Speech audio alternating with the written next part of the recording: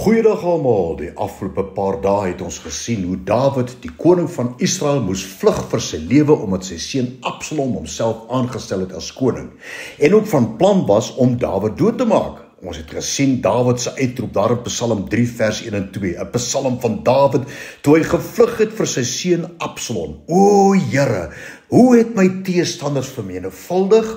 Baie staan teen my op en baie sê van my, daar is geen heil, geen redding, geen oorwinning of verlossing by die Here meer vir hom nie. Maar Dawid se reaksie op hierdie ontsettende vernedering, hierdie ontsettende tragedie wat hom te beurt geval het, kan ons sien in sy soeke na die Here en hoe hy homself opbeur en moed inpraat. En vandag, Psalm 3 vers 6, ek het gaan lê en aan die slaap mag raak, en ek het wakker geword, want die Here ondersteun my.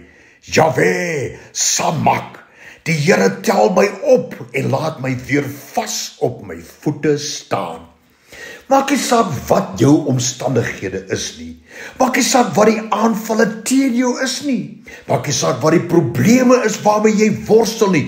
Versterk jouself in die Here soos wat Dawid het gedoen het.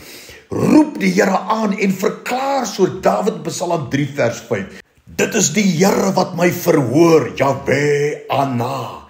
Die Here hoor my stem en hy lig sy kop op. Hy kyk na my en hy antwoord my. Verklaar verder so Dawid in Psalm 3 vers 6. Die Here ondersteun my, Jahwe Samak. Die Here tel my op en hy laat my weer vas op my voete staan.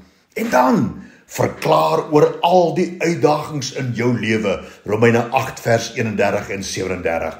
Wat sal ek dan van al hierdie dinge sê? As God vir my is, wie kan teen my wees? Maar in al hierdie dinge is ek meer as 'n oorwinnaar deur hom wat my liefhet. Hy is my God.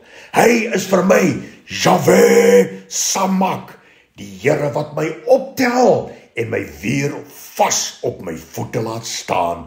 Dankie Here. Amen.